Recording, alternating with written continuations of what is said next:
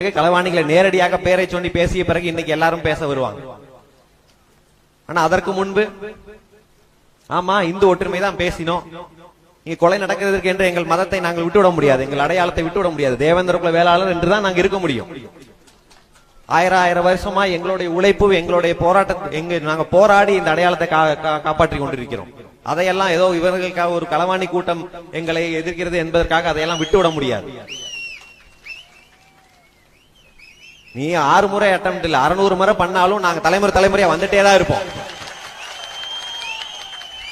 அதுல நீ எல்லாம் அப்படியெல்லாம் நீ ஒத்தாலெல்லாம் நீங்க அழிச்சிட முடியாது.